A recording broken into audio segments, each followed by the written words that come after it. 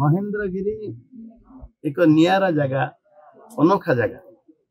Mahendragiri Ramayan circuit स्थानित home देशर यशस्वी प्रधानमंत्री महेंद्रगिरी को रामायण सर्किट स्थानित कर महेंद्रगिरी ऐतिह्य आप जो देखिले जो खोजले पाइपर सब पुराण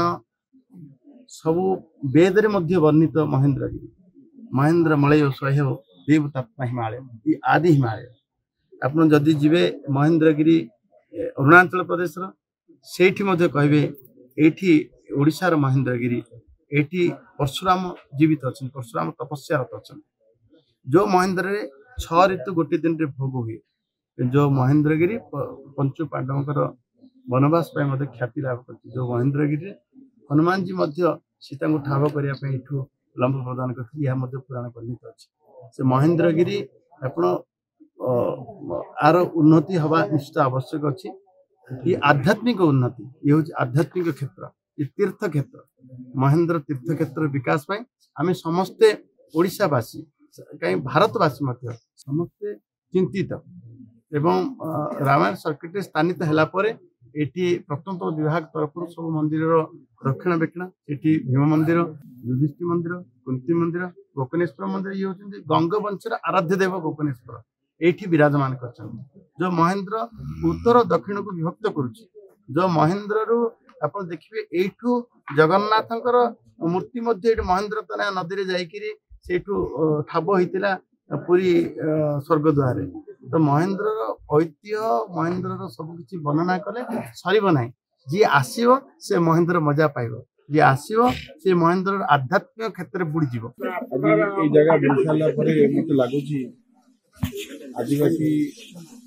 ठाकुर कथा कहले विश्वावसु कथा कहले मुझे से जगार आसी खंडपड़ा जो नीलमाधव मंदिर अवस्थित से विश्वावसु निजे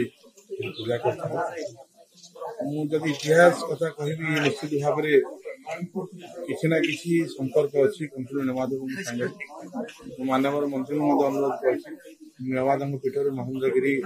बस स्टार्ट महेंद्रगिरी नीलमाधव मोर परम सौभाग्य हम मानव मंत्री जो डाक मोर किसी आशीर्वाद मो हम मु वर्तमान आज आसी महेंद्रगिरी जोटा कि प्राचीन संत मानकर तपस्थली से परिभ्रमणार्थे आसी किंतु आसवा बहुत कष्ट अनुभव होती जोटा कि गाड़ी रे आसवा रास्तार सुविधा नहीं किंबा पैदल आसवा सुविधा नहीं ये बहुत प्रकार सुविधा करने कथा ये परशुराम भाया जे कि